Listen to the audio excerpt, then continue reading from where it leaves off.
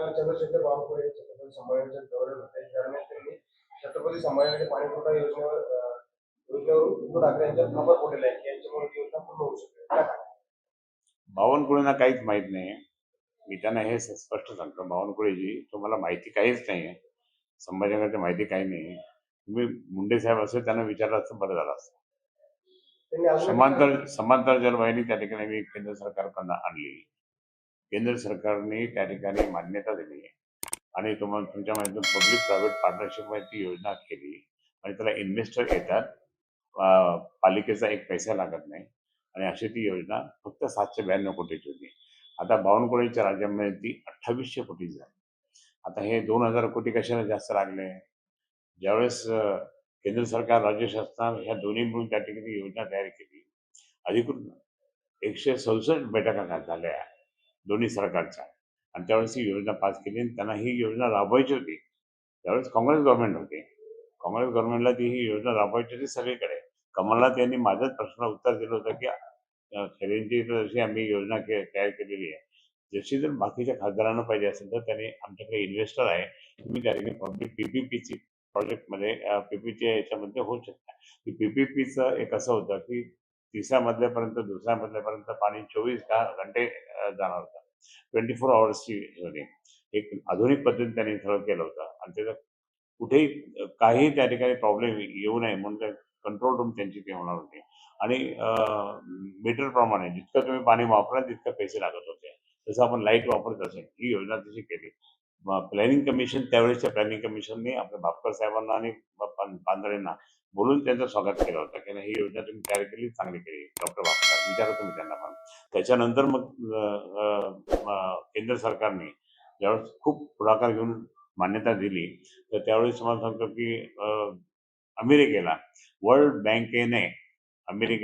बँकेने आपल्या महापौरांना बोलून त्या ठिकाणी तत्कालीन महापौरांना बोलून त्या ठिकाणी ते त्यांना पूर्ण म्हणजे त्याचं स्वागत केलं. त्यांना सांगितलं आम्ही पूर्ण पैसा देऊ आणि अशाच योजना जर कोणाला करायचं तर वर्ल्ड बँक सुद्धा पैसे द्यायला तयार आहे. हे झालं. इतकं असताना ती योजना सुरू झाली. थोडेसे काही किरकोळ बाबी राहत असतात काही ना काही. उद्धव साहेबांनी आता सुरुवात केली, पण यांनी हे पाहिलं की आता टाटाने काम घेतलंय आणि आता सुरुवात होईल. मग नाव खराब होईल आपलं आणि शिवसेनेचं नाव त्यांना श्रेय मिळेल, उद्धव साहेबांना श्रेय मिळेल, चंद्रकांत खैरे श्रेय मिळेल म्हणून ती योजना होती नाही. भारतीय जनता पार्टी नाही आणि MIM ला बरोबर घेऊन आम्ही जे म्हणतो ना MIM ही भाजपची बी टीम आहे, ते तिथून सुरुवात करायचं आणि कुठपर्यंत तसं. आणि आता त्यांना मग नंतर हे 2800 कोटी कशी झाली हे बंद पाडली आणि मग देवेंद्र फडणवीस मुख्यमंत्री झाल्यानंतर ती 1600 कोटी झाली, 1680 कोटीची.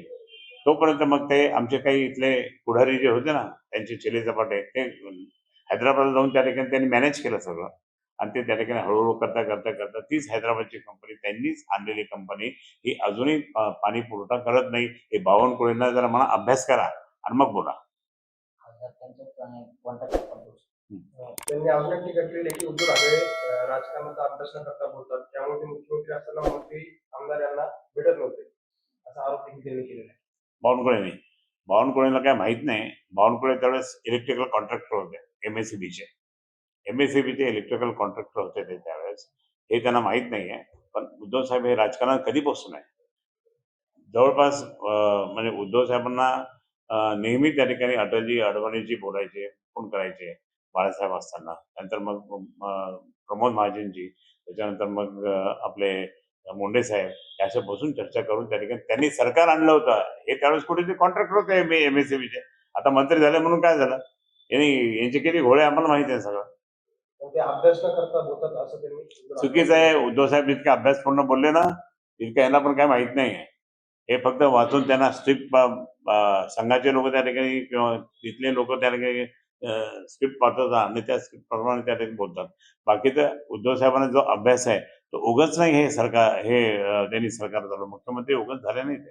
आज मुख्यमंत्री असताना उद्धव साहेबांनी स्वतः त्या ठिकाणी पूर्ण कम्प्लिटली त्या ठिकाणी कोरोनातून सर्वांना मुक्त केलं. मी सुद्धा पेशंट होतो, मी पण वर जाता एक खाली आलो फक्त उद्धव साहेबांमुळे. रवींद्र चव्हाण लातूरमध्ये म्हणतात की विलासरावांच्या आठवणी या शहरातून पुढच्या जातील यात शंका नाही. विलासराव हे आमचे मराठवाड्याचे सुपुत्र, महाराष्ट्राचे मुख्यमंत्री. दिल्लीला आम्ही बरोबर असायचो, महाराष्ट्रात सुद्धा बरोबर असायचो. विलासरावांची आमची माझी तर खूप मैत्री होती. विलासरावांची, मुंडे साहेबांची, आम्ही तिघंजण एकत्र त्या ठिकाणी नेहमी बसायचो. आणि हे असताना आज त्यांनी किती मोठं काम केलं. मी लातूरला नेहमी जात असतो. लातूर जे काही एकदम चकाचक दिसतं ते पण त्या विलासरावांच्यामुळे. याला याला काय माहिती आहे त्या याला तो कोकणातून आला, झाला अध्यक्ष म्हणून काही बोलतो का? पालकमंत्री शिरसाट म्हणतात की एमआयएमला पक्षाला जिल्ह्यात दंगली घडवायच्या आहेत. त्याचबरोबर एमआयएम व उद्धव सेनेविरुद्ध रान उभं असं देखील त्यांनी पक्षांना आदेश दिले. नाही, पक्षाच्या लोकांना आदेश दिला असाल, परंतु तुम्ही त्या ठिकाणी कोणत्याने कशा प्रकारे त्या आपल्या मुलांना वाचवण्याचा प्रयत्न करायला लागलाय, कोणाशी तुम्ही हात मिळवणी करू लागले, हे लोकांना दिसतंय ना. तर तुम्ही जास्त उगाच बोलू नका की एम आहे. तुम्ही सुद्धा शिवसेनेतच होते ना. शिवसेनेने तुम्हाला मोठं केलं. तुम्ही रॉयल्टी दिली पाहिजे, रॉयल्टी. शिवसेना पक्षाला रॉयल्टी दिली पाहिजे की मी तुमच्यामुळे मोठं झालो आणि आज मी त्या ठिकाणी इकडे मंत्री झालो. कोणामुळे मंत्री झाले? त्याचं काय झालं म्हणजे काय त्यांनी काय केलं असं? मग काहीच केलं नसतं. ते यात त्याचबरोबर असं देखील म्हणतात की एमआयएम आणि उद्धव सेना ही हिंदुत्व विरोधी पक्ष आहे असे म्हणतात कार्यकर्त्यांना. नाही, मग त्यांच्याबरोबर थोडी आम्ही आम्ही त्यांचे विरोधी पक्ष आहे ना. आमचे ते विरोधी पक्ष आहे, त्यांचे आम्ही विरोधी पक्ष आहोत. संपलं. महाविकास आघाडीचे उमेदवार आहेत नगर जिल्ह्यातील त्यांना बंदूक दाखवून दहशत पसरवण्याचा प्रयत्न करण्यात आले. ते जे बंदूक दाखवणारे होते हे आमदार संग्राम जगताप यांची स्वीय सहाय्यक असल्याचे समोर येत आहे. असा आरोप देखील सुषमा आंबेडकर यांनी केलेला आहे. ताईंनी जो आरोप केला असेल ते खरं आहे. ते माहिती घेऊन करतात ते.